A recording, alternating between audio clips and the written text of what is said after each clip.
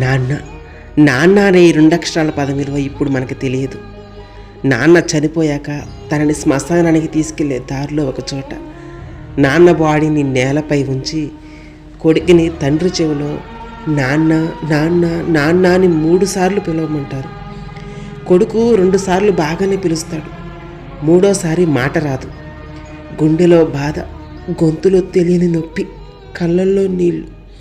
ఎందుకంటే ఆ కొడుకు తండ్రితో నాన్న అని పిలిచేది అదే ఆఖరిసారి. ఇంకెప్పుడు వాడు నాన్నతో నాన్న అని అనలేడు.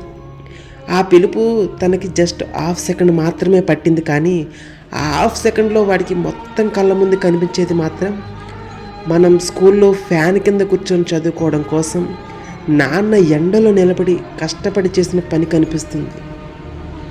మనకి కొద్దిగా జ్వరం వస్తే అల్లాడిపోయే నాన్న తనకి ఎంత పెద్ద దెబ్బ తగిలినా కూడా హాస్పిటల్కి వెళ్లకుండా మన ఫ్యూచర్ కోసం దాచిన డబ్బులు కనిపిస్తాయి. చివరిగా ఎవరైనా నువ్వు ఏం సంపాదించావురా అని నాన్నని అడిగితే నా ఆస్తి నా కొడుకురా అని నాన్న గర్వంగా చెప్పింది కనిపిస్తుంది.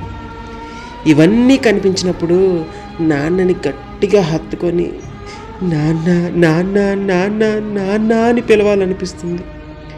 కానీ అప్పుడు నాన్న ఈ భూమి నుండి చాలా దూరంగా, అందనంత దూరంగా వెళ్ళిపోయి ఉంటాడు. సో నాన్న ఉన్నప్పుడే తనని నాన్న అని ప్రేమగా నాన్న పోయాక తన ఫోటో దగ్గర కూర్చొని బాధపడే బదులు నాన్న ఉన్నప్పుడే తనతో రోజు కొంత టైం గడుపుదాం.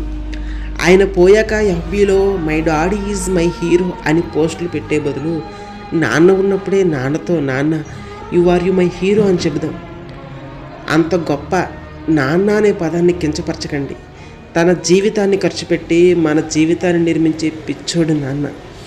మారండి, మారటానికి ప్రయత్నించండి.